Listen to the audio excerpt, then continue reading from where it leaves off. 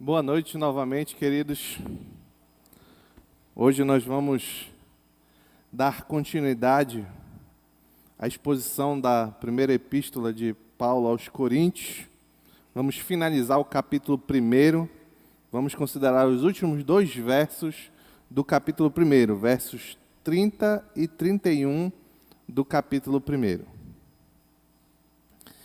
Todos nós já ouvimos a expressão de que um livro não deve ser escolhido pela capa.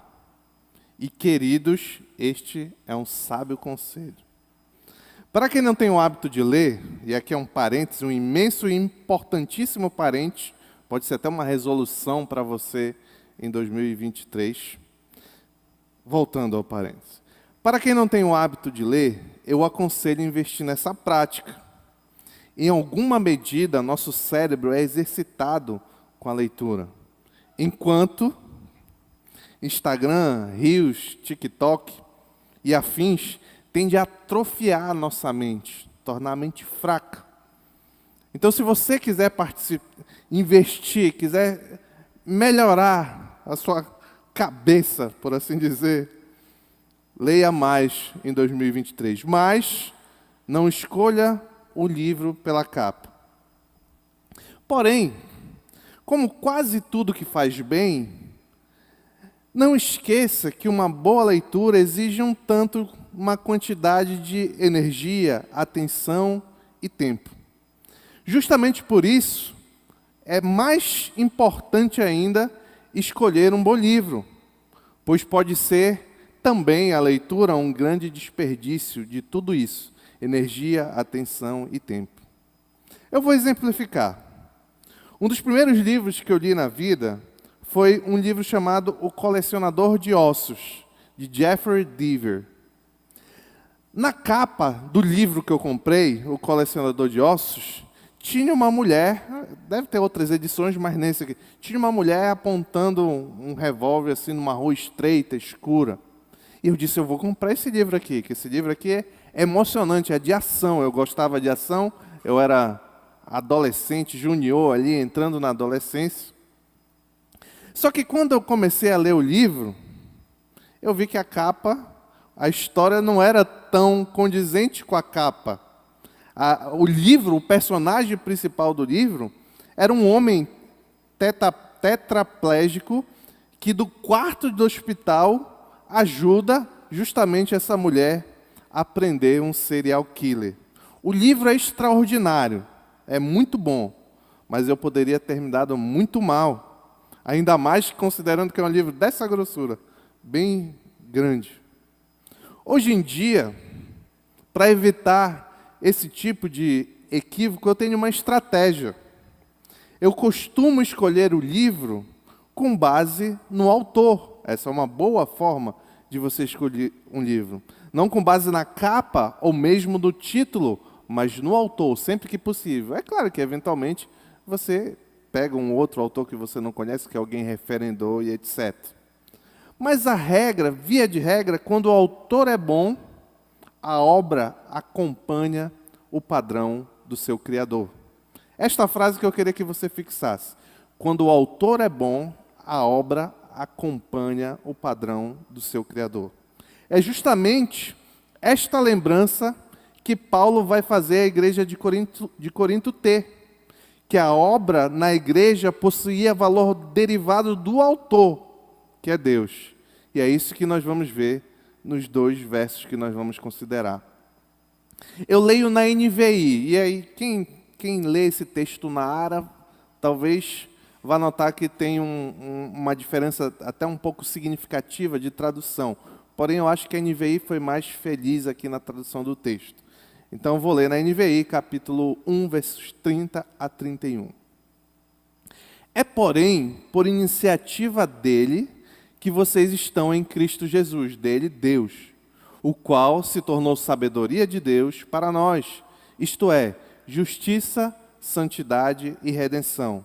Para que, como está escrito, quem se gloriar, glorie-se no Senhor. Vamos orar. Pai, obrigado pela Tua palavra, Senhor. Nos ajuda a compreender o que Tu queres comunicar nesta noite, Pai. Que Teu Espírito Santo aplique aos nossos corações e nossa vida a Tua palavra, Senhor. É o que te pedimos em nome de Jesus. Amém. Em meio a uma igreja fortemente dividida e mundana, Paulo, eu estou relembrando aqui, faz um bom tempo que a gente não considera 1 Coríntios, Paulo exorta que os irmãos devem evitar as divisões, mas antes que todos estejam unidos num só pensamento e num só parecer, pois foram chamados por Deus para a comunhão em Cristo Jesus. Isso está em 1 Coríntios capítulo 1, verso 9.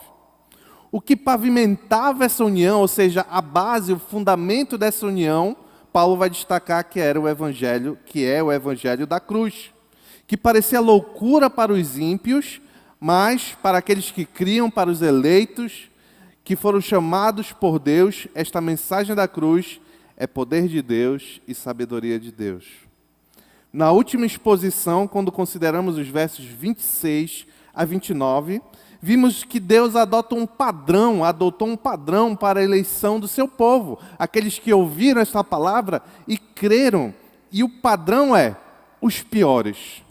Nós que somos crentes, somos os piores. Por que, pastor? Éramos os piores, na verdade. Por que, pastor? É o que ele vai dizer lá no verso 26. Volta um pouquinho, lê o verso 26. Vamos ler o 26 e depois pular para o 28. Irmãos, pense no que vocês eram quando foram chamados. Poucos eram sábios, segundo os padrões humanos. Poucos eram poderosos. Poucos eram de nobre nascimento. Pula para o 28. Ele escolheu para que o mundo é insignificante, desprezado, que nada é, para reduzir a nada o que é. O padrão apresentado pelo apóstolo Paulo, do agir de Deus, da forma como Deus escolhe, qual foi a forma utilizada por Deus, é de pessoas que outrora eram insignificantes, desprezados e que nada eram, para reduzir a nada, para humilhar a sabedoria do homem e exaltar a sabedoria de Deus. Hoje, nós vamos ver no texto que Paulo vai destacar que é pela iniciativa do autor da nossa salvação que fomos escolhidos e as consequências dessa escolha. O primeiro ponto que eu queria destacar nesta noite é: em uma boa obra, a iniciativa é do autor. Está lá no início do verso 30, eu vou ler só o pedacinho que eu vou considerar nesse ponto. É, porém, por iniciativa dele. Para aí. Observe que este verso inicia com uma conjunção adversativa, porém, onde Paulo destaca que, o que Paulo quer dizer com esse porém? Que apesar de toda a falta de sabedoria, toda a falta de nobreza, toda a falta de fortuna, toda a insignificância, ainda assim, Deus enviou seu Filho para salvar esse povo e purificá-lo do pecado. Na sequência desta primeira porção do verso, então, podemos extrair duas importantes doutrinas: a autoria ou iniciativa da conversão e, consequentemente, da salvação, e aqui está na parte B, que nós vamos considerar no ponto 2, a união dos crentes em Cristo Jesus. Eu vou ler novamente o início do verso 30, até a parte que está esta doutrina da união dos crentes em Cristo. É, porém, por iniciativa dele que vocês estão em Cristo Jesus. Neste primeiro ponto, então, voltando à sequência normal, vamos considerar que Deus é o autor da conversão, como Paulo diz, por iniciativa dele. Lembrem que no contexto imediato, Paulo está ensinando os irmãos a permanecerem unidos e humildes, trazendo à memória a realidade da conversão. É o que ele diz lá no início do verso 26. Irmãos, pensem no que vocês eram quando foram chamados. Então, Paulo está tratando aqui de conversão. Na sequência, ele diz qual é o meio pelo qual esses foram chamados: pela loucura da pregação. E essa loucura está fundamentada na realidade de que o Cristo crucificado é o meio pelo qual nós somos salvos. Um hebreu crucificado é o meio pelo qual a igreja era salva, é salva. O que, de fato, este modo operante de Deus na salvação, a crucificação de seu filho, é, de fato, escândalo para os judeus e loucura para os gentios, como vimos no verso 1, capítulo 1, verso 23. Todos esses textos nós já consideramos mais detidamente aqui. Agora, o que estamos considerando hoje, Paulo quer esclarecer que a iniciativa desta conversão é de Deus. Esse é um ensino claro das Escrituras. Atos dos Apóstolos, capítulo 11, verso 18, diz: ouvindo isso, não apresentaram mais objeções e louvaram a Deus, dizendo então: Deus concedeu arrependimento para a vida, até mesmo aos gentios. 2 Timóteo, capítulo 2, versículo 25, vai apontar na mesma direção. Deve corrigir com mansidão os que se lhe opõem, na esperança de que Deus lhes conceda o arrependimento, levando-os ao conhecimento da verdade. Assim, meu querido, na conversão há uma ação do Espírito Santo sem intermediário, na qual o pecador é dotado de uma nova vida espiritual. E de posse dessa nova vida é levado a agir em direção a Deus com fé e arrependimento. Eu vou repetir aqui, aplicar na prática aqui. Quando você um dia ouviu a loucura da pregação do Evangelho de Cristo crucificado, e diante da pregação do Evangelho, o seu coração ardeu verdadeiramente, você creu e confiou nessa mensagem, só foi possível que você tivesse essa fé e essa ação de afirmar a fé em Cristo, se arrepender dos seus pecados, só foi possível mediante a obra do Espírito Santo de Deus, mediante a iniciativa de Deus, sem a qual era impossível para você reconhecer essa realidade. O resultado deste agir divino no homem é o que chamamos de regeneração. Luiz Berkoff conceitua a regeneração com a seguinte frase: é aquele ato de Deus pela qual o princípio da nova vida é implantada no homem e a disposição dominante da alma é santificada. Nós sabemos que o homem natural tem um coração inclinado para o pecado, para fazer aquilo que desagrada a Deus. É incapaz de reconhecer a verdade de Cristo, a bênção, a maravilha do Evangelho do nosso Senhor Jesus Cristo. Porém, após o agir do Espírito Santo de Deus, o coração do homem é regenerado, é um novo coração e agora ele é capaz de crer. Por isso que Berkoff vai dizer que muda a disposição dominante da alma, ou seja, do coração humano, e ele é santificado, capaz de reconhecer a verdade do Evangelho.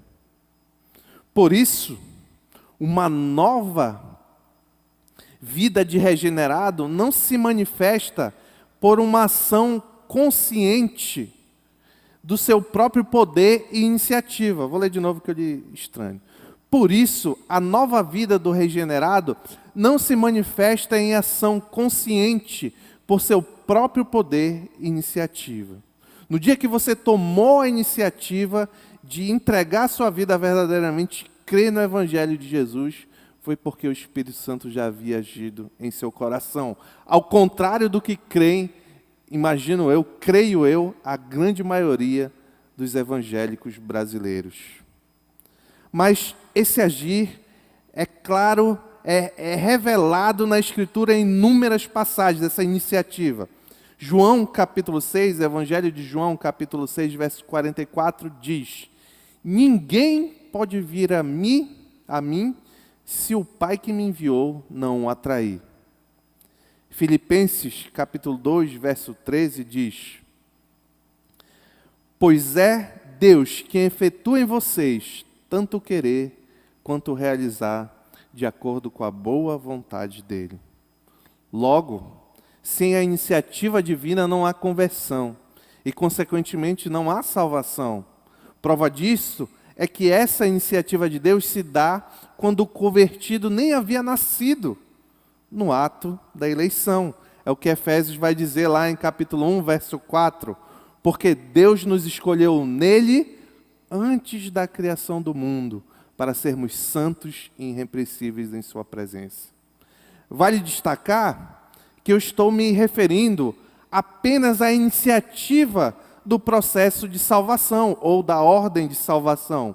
Mas enquanto Deus opera sozinho e por iniciativa individual, monergística, o homem, a regeneração, o homem coopera com Deus, por exemplo, na santificação, em vencer o pecado, em se tornar cada vez mais santo, como a Bíblia nos conclama a fazer. Vamos ver algumas lições dessa doutrina para mim e para você. Primeiro, lembre por que Paulo quer destacar isso aqui. A finalidade de Paulo é gerar humildade. Olha a lógica, olha a sequência lógica, olha o avançar lógico aqui do raciocínio do apóstolo Paulo. Depois de mostrar a insignificância de quando eles foram chamados por Deus, antes da conversão, agora Paulo quer mostrar que até mesmo na conversão eles foram insignificantes. Ele está dizendo, olha, vocês não eram nobres, não eram ricos, não eram nada. Aí o Corinto, lá, o irmão de Corinto, lá mais animado, pode dizer, mas agora eu me converti a Deus, eu escolhi o caminho certo. Pois Paulo está dizendo, não, até a sua conversão não foi iniciativa sua, só foi possível porque Deus lhe transformou. A compreensão dessa realidade, logicamente, deve gerar em nós o mesmo efeito que Paulo queria que gerasse nos irmãos de Corinto. Humildade. Por quê? Porque especificamente humildade tem vários benefícios, mas aqui Paulo está tratando de um problema específico. Porque com a humildade, onde nós somos humildes, não há contenda nem divisão. Porque o humilde é aquele que considera o outro melhor do que a ele mesmo. A lógica é muito clara. Se eu considero o outro melhor, eu não vou brigar com o outro. Ele é melhor. A lógica é clara. O pastor Heiker já pregou esse texto aqui recentemente e costumeiramente ele repete esse entendimento. Ninguém está dizendo que o outro é mais inteligente que você, mais espiritual que você. Não, ele está ensinando, lhe exortando, lhe comandando, porque é um comando bíblico, a que você considere o outro mais importante do que, superior do que a si mesmo. Cada vez, meu querido irmão e minha querida irmã, meu querido amigo, cada vez que nós geramos, participamos ou alimentamos uma contenda, nós estamos sendo orgulhosos. Nós estamos sendo egoístas. Queremos o que é melhor para nós. Eu acho que a minha opinião deve prevalecer. Eu acho que é melhor para o reino de Deus. Isso quando está na igreja, então é pior ainda. Eu acho que é melhor para o reino de Deus eu brigar com aquele irmão para que a minha vontade prevaleça do que eu encontre paz no meio da casa do Senhor. Então, cada vez que eu ou você gerarmos, participarmos ou alimentarmos uma contenda, uma divisão, uma briga, uma fofoca, alguma coisa do tipo, nós estamos sendo, na verdade, orgulhosos. O segundo ponto é, uma boa obra é mantida pelo autor. Como eu já havia adiantado, está na última parte da parte B do verso 30. É, porém, por iniciativa dele que vocês estão em Cristo Jesus. Essa parte, vocês estão em Cristo Jesus. Neste segundo ponto, vamos considerar a segunda doutrina ensinada no início do verso 30. A união dos crentes em Jesus Cristo. O texto diz, vocês estão em Cristo Jesus. Observe um detalhe. O texto não diz que eles estavam unidos com Jesus, mas em Jesus. Isso é significativo, pois revela uma relação mais profunda e centralizada em Jesus Cristo, onde as individualidades não existem mais. Note aqui que Paulo não está escrevendo aleatoriamente doutrinas. Ele está tratando um problema específico. Então, quando ele relembra, Paulo fala muito isso, nós vamos ver, mas quando ele relembra que os irmãos da igreja estão em Jesus, ele quer dizer, não importa a individualidade de vocês, o que importa é que vocês são de Cristo agora, que vocês têm relação com Cristo. É uma união muito mais intrínseca, muito mais forte do que mesmo ao do casamento. O marido se une à sua mulher, ele não se une em sua mulher, assim como a mulher não se une em seu marido. Mas na igreja de Cristo, os irmãos se unem em Cristo Jesus. Olha a importância disso. Quando, ao ouvirmos a loucura da pregação, somos regenerados, como eu acabei de explicar, pelo Espírito Santo, e recebemos o Evangelho de Cristo, a loucura, a mensagem da loucura da crucificação, com fé e arrependimento, não estamos diante apenas de uma aceitação de um credo ou uma nova crença. Assim como este fato não consiste apenas em ser unido a uma igreja ou receber sacramentos e ordenanças, não é apenas também crer na Bíblia de maneira intelectual, mas tornar-se cristão é, acima de tudo, entrar em uma nova relação pessoal com Jesus Cristo. Esta união é a que Paulo se refere em Colossenses capítulo 2, versículos 6 e 7. Ora, como recebestes a Cristo, ou seja, vou traduzir esse recebestes aqui, vou botar um vírgula aqui explicativa. Como recebestes, como ouviste a pregação, teu coração foi transformado pelo Espírito Santo e tu crestes em Cristo Jesus, fecha a vírgula. Como recebestes Cristo Jesus, o Senhor, assim andai nele. Nele radicados e edificados e confirmados na fé, tal como fostes instruídos, crescendo em ação de graças. Em razão dessa união em Cristo, aqueles que estão em Cristo possuem uma nova vida em Jesus. E por isso que Jesus diz para Nicodemos, lá no Evangelho de João, capítulo 3, verso 3, a isto respondeu Jesus, em verdade te digo, que se alguém não nascer de novo, não pode ver o reino de Deus. Aquele que crê no Evangelho tem uma nova vida, nasceu de novo em Cristo Jesus. Só que essa nova vida unida dentro de Cristo Jesus, João chama, não tem a ver não é uma vida que tem uma nova qualidade.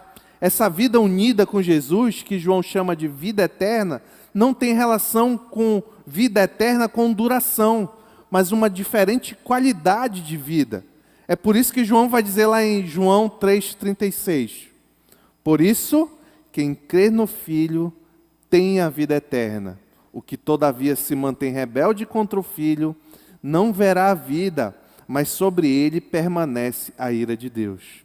Se você vive em Cristo, se um dia você verdadeiramente creu no Evangelho, pois você tem a vida eterna. Não quer dizer não apenas para viver para sempre, mas uma nova qualidade, uma vida diferente. Prova de que o texto de João 3,36 não está falando da morte comum ou vida apenas de duração de vida, é que o texto diz, mas sobre aquele que não crê, permanece a ira de Deus. Ou seja, ele ainda sofre as consequências porque não crê em vida. É isso que João está dizendo, por isso que ele diz, quem crê no Filho tem a vida eterna. Essa união de Cristo com o crente é expressa claramente pelo apóstolo João, por exemplo, em 1 João capítulo 2, verso 6, onde declara que se um homem afirma permanecer, alguém afirma permanecer nele, em Jesus, deve andar como Cristo andou. Essas duas palavrinhas em Cristo são muito comuns nas cartas do apóstolo Paulo. Ele vai dizer: nenhuma condenação há para os que estão em Cristo Jesus. Romanos 8:1. Os cristãos são vivos para Deus em Cristo Jesus. Romanos 6:11. Se alguém está em Cristo, nova criatura é. 2 Coríntios, capítulo 5, verso 17. Somos batizados em Cristo, Gálatas 3:27. E somos criados em Cristo Jesus para boas obras, Efésios 2:10. Para compreender por que Paulo destaca aqui essa doutrina da união do crente em Cristo, é importante voltar para o contexto. Note, primeiro vocês eram insignificantes, mas Deus escolheu vocês. Ah, mas eu me converti ao Senhor. Não, a iniciativa é do Senhor. Ele que lhe resgatou. Tá, mas agora que Ele me resgatou, então a glória é minha porque eu consigo. Não, você consegue porque você está em Cristo.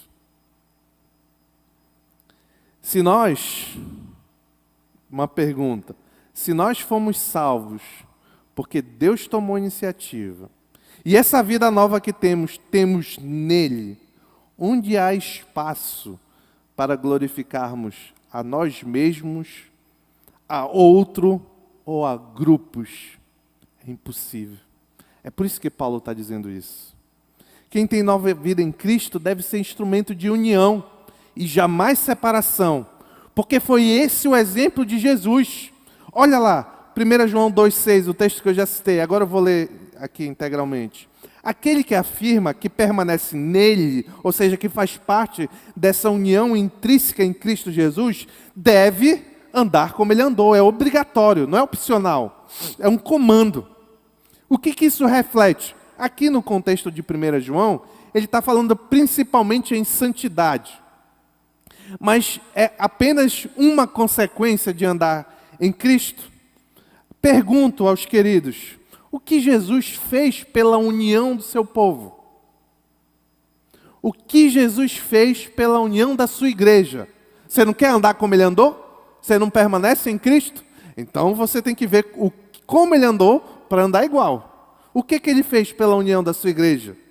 Desceu do céu, viveu uma vida na carne pobre, desceu da Santíssima Trindade para se fazer carne, vivia a vida difícil de ser humano, foi humilhado, perseguido, crucificado. Tudo isso em prol da separação e união de um povo. O que eu e você que afirmamos permanecer nele estamos fazendo? Que esforços? Eu estou falando de esforço. Eu não estou falando para fazer o que é fácil, o que é agradável. Eu gosto de sair para lanchar com com esses 3 aqui eu gosto, é maravilhoso. Eu estou fazendo isso, pastor. Isso aí não exige esforço nenhum.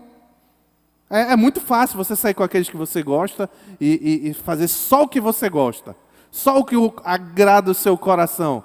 Não exige esforço. Você não quer andar como Cristo andou? Você não permanece nele? Que esforço você tem feito para participar das atividades da igreja? Que esforço você tem feito para ter comunhão com aquele irmão que talvez você não tenha tanta simpatia? Eu estou falando esforço. É onde é difícil. Onde é fácil não precisa de esforço. Eu vou dar um testemunho. Eu sou muito tímido. O Vitor riu. É verdade, Vitor. Eu sou muito tímido. É muito difícil para mim sentar do lado de uma pessoa que eu não conheço e puxar assunto. É muito difícil. Depois que eu conheço, é claro, eu sou brincalhão, quem me conhece sabe. Mas a pessoa que eu não conheço, eu chegar assim, já ir conversar, é muito difícil. Mas eu não digo que eu já estou bom nisso não, tenho muito que melhorar. Mas eu tenho feito esse esforço, procurado conversar com as pessoas e tal. Mas é difícil, exige esforço. Mas se eu afirmo que eu estou em Cristo e que eu devo andar como Ele andou, Cristo fez um esforço tremendo, se entregou numa cruz para separar e unir um povo. Você tem feito esforço, mesmo que você esteja cansado no final de semana, trabalhe, etc. Você tem feito esforço para servir na sua igreja? Note que servir não é só fazer uma atividade e riscar a atividade. Servir é ter comunhão. A melhor forma de ter comunhão, de se unir, de fazer parte de um corpo de Cristo, é servindo. Não tenha dúvida. Eu olho aquele camarada, aquela moça, aquele jovem, que não consegue se integrar na igreja. Aí vai lá no gabinete, pastor, estou tendo dificuldade. Onde é que você está servindo? Eu não estou, pastor. Então até eu teria no seu lugar dificuldade. Porque é muito difícil gerar relacionamento e comunhão só vindo assistir o culto. É muito difícil. É possível, mas é muito difícil. Faça um esforço, meu querido, nesse ano. A gente faz tantas resoluções por besteira, por tolice. Eu quero ganhar isso, eu quero ganhar aquilo outro, eu vou comprar aquele negócio, eu quero fazer aquela viagem. Tudo isso é bom, eu também tenho esses desejos, mas é muito melhor agradar a Deus, as coisas que o tempo não, que a traça não corrói, como diz a Escritura. Invista nisso. Agora uma pergunta que não podia deixar passar. Quais esforços você tem empreendido? E olha que tem gente que empreende esse tipo de esforço. Quais esforços você tem empreendido contra a união? Olha a contradição. Eu permaneço em Cristo, mas os seus esforços é contra a união. Fofoca, antipatia, desprezo, maledicência, falar mal dos outros. Na frente é maledicência, por trás é fofoca. Desprezo, desprezar, não, esse eu não gosto. O cabelo dele é muito bagunçado. Não gosto do cabelo dele. Não se veste bem. Se quem se veste bem, eu não vou falar com ele. Egoísmo, eu só vou para onde é agradável a mim, só aquilo que eu quero fazer. Preguiça, vai ter o metanoião, dia 14, vai ser maravilhoso. Mas 4 horas é o horário que eu estou dormindo. Para eu poder recuperar e ir para o culto. Então aí você não está empreendendo esforço, está empreendendo esforço contrário, gastando energia com o que não deve. E aí tudo que a gente faz aqui, para ficar bem claro, tudo que a gente faz que é contra a vontade de Deus é pecado. E o crente não pode se acostumar com o pecado. Mas cedo ou mais tarde o Espírito Santo tem que convencer o coração dele e ele se empenhar por melhorar.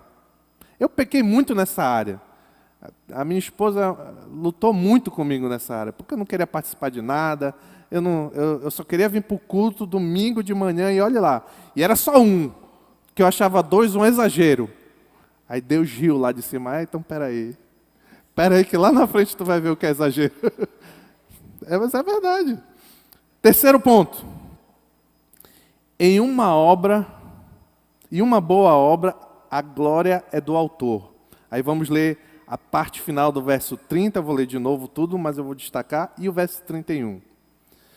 É, porém, por iniciativa dele que vocês estão em Cristo Jesus, o qual se tornou sabedoria de Deus para nós, isto é, justiça, santidade e redenção, para que, como está escrito, quem se gloriar, glorie-se no Senhor. Agora Paulo vai mostrar os efeitos da obra de Deus na vida do cristão. Ele diz, o qual se tornou sabedoria de Deus para nós, isto é, justiça, santidade e redenção. Uma vez que Cristo é a própria sabedoria, nós nos tornamos beneficiários dessa mesma sabedoria mediante a união em Cristo. E possuímos então sabedoria, vida e sabedoria espiritual para conhecer a Deus e receber a sua obra de salvação em nossas vidas. Esse tornar-se sabedoria para nós reflete a obra salvífica que Cristo realizou em nosso favor. Por causa desta salvação, temos em Cristo justiça, santidade e redenção. Em Cristo, somos reconciliados com Deus e recebemos a justiça do próprio Jesus, a justificação. Deus, 2 Coríntios capítulo 5, verso 21, Deus tornou pecado por nós aquele que não tinha pecado, para que nele nos tornássemos justiça de Deus. O que é ser justiça de Deus? É ser alvo da obra de justificação de Cristo Jesus. Ele recebeu na cruz os nossos pecados e nós recebemos pela fé, por toda a obra aqui que a gente está comentando direto, mas o meio humano é pela fé, nós recebemos pela fé a justiça de Cristo Jesus. Em Cristo, então, já justificados, somos separados e chamados para santidade. Após a conversão, o crente unido com Jesus tem um novo coração, onde habita o Espírito Santo. E um sinal de que o seu coração habita o Espírito Santo é que você deseja ser cada vez mais santo. Esse ponto aqui é muito importante. Meu querido, não pense que o cristianismo é o judaísmo farisaico. Não é você fazer boas obras, você fazer coisas boas, que vai atestar que você de fato é um crente. Principalmente é você desejar fazer. É você, e consequentemente vai fazer, é claro. Mas avalie o seu coração, a razão pela qual você procura mudar, procura fazer coisas boas. É porque no seu coração tem um desejo de agradar o seu Salvador, ou porque você quer que o irmão veja que você está fazendo direitinho, quer que o pastor veja, olha pastor, eu tô firme. Ou você quer que o mundo reconheça você. O mais importante é o desejo do coração. Já justificados, separados para a santidade, chamados para a santidade, em Cristo Jesus temos também redenção. Porque Jesus se ofereceu a si mesmo na cruz do Calvário pela nossa redenção. A imagem da palavra redenção é uma transação comercial, no qual nós fomos comprados, alguém pagou o preço para que nós fôssemos libertados da escravidão do pecado. Marcos capítulo 10, verso 45 diz: pois nem mesmo o Filho do Homem veio para ser servido, mas para servir e dar a sua vida em resgate, para redimir a muitos por muitos. Assim, em resumo, em Jesus, recebemos a mente iluminada com sabedoria para compreender que, primeiro, por meio de sua obra, fomos declarados justos, justificados diante de Deus. Segundo, que Deus nos santifica para nos fazer permanecer em sua presença, sem qualquer ruga ou mancha. E por último, que Deus nos liberta, redime do peso da culpa e da servidão do pecado. Diante de tão maravilhosa obra, meu querido irmão, minha querida irmã, do nosso Senhor Salvador Jesus Cristo, alguém pode se vangloriar? Alguém pode se orgulhar de si mesmo? Paulo responde essa pergunta citando Jeremias capítulo 9, versos 24 a 25. Paulo diz: quem se gloriar, glorie-se no Senhor. Paulo usa essa passagem para exortar os irmãos em Corinto que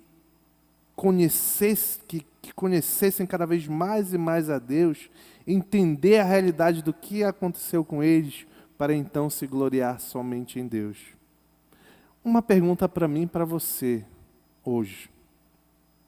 Você já agradeceu hoje pela sua salvação em Cristo Jesus? Você já agradeceu porque Cristo morreu numa cruz para que você tivesse sabedoria, fosse justificado diante de Deus, pudesse caminhar numa vida santa, buscando cada vez ser mais santo, para que você não fosse mais escravo do pecado, mas livre em Cristo Jesus? Você já agradeceu por isso? Você já glorificou a Deus por isso? Você já exaltou o nome do Senhor? Porque quem se gloriar, glorie-se no Senhor. Quantas vezes nós nos gloriamos em pequenos feitos? Passar de ano, passar num concurso, ganhar isso, ganhar aquilo. Nós nos gloriamos em coisas poucas, que não garante nada.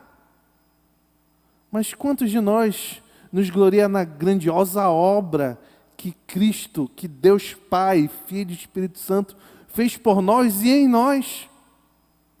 Meu irmão e minha irmã, se eu puder dar uma dica, mais uma que eu já dei, né? Mas se eu puder dar outra dica, outro conselho para 2023, é cuidado para não se acostumar com o extraordinário e com o sagrado e diminuir o valor dessas coisas. Às vezes eu vejo pessoas louvando, aqui direto, todo sábado. Não é em outro lugar, em outra igreja, não, aqui todo sábado. Eu vejo pessoas louvando ao Senhor que parece que estão fazendo um favor. Eu vou dar uma louvada aqui para Deus.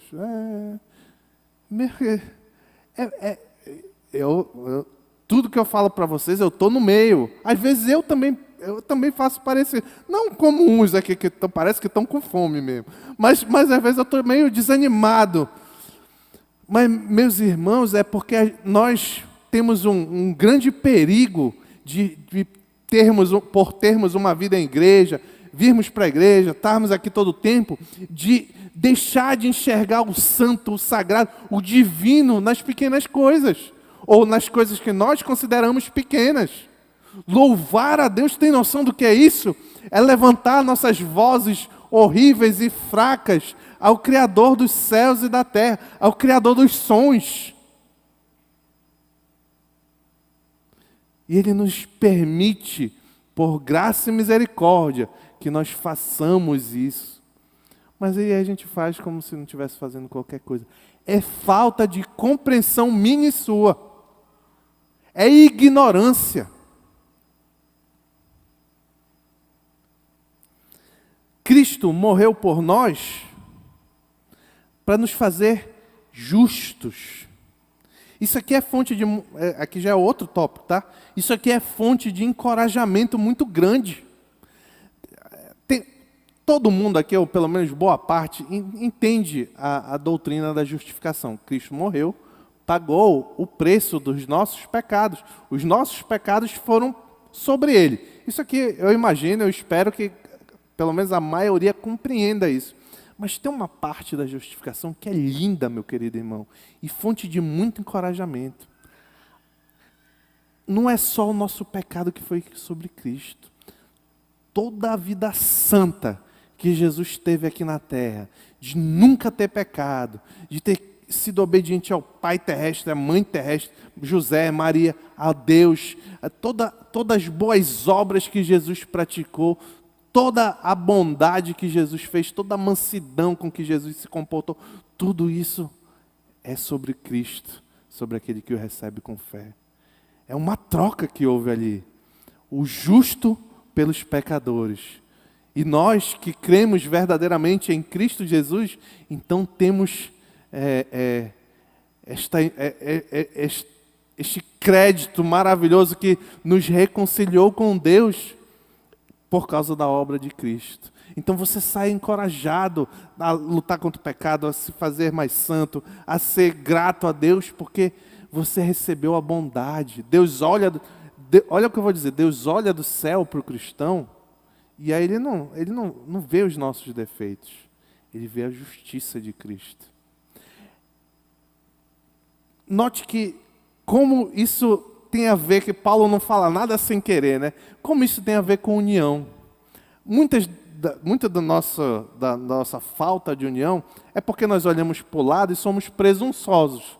Não, esse irmão aí, não sei nem se ele é crente. Deixa eu lhe dizer uma coisa, se ele for, esse irmão que você acha que não é crente, que não se comporta da maneira que você acha que deveria se adequar, que você, ao invés de tentar se ajudar, prefere se afastar, se ele for crente, significa que o mesmo sangue que foi derramado por você, que fez com que você fosse crente, foi derramado por ele. A mesma justiça que você tem, que não é das suas obras que você, porventura, possa confiar, é a justiça que ele tem, porque é a justiça de Cristo, que todo aquele que crê tem.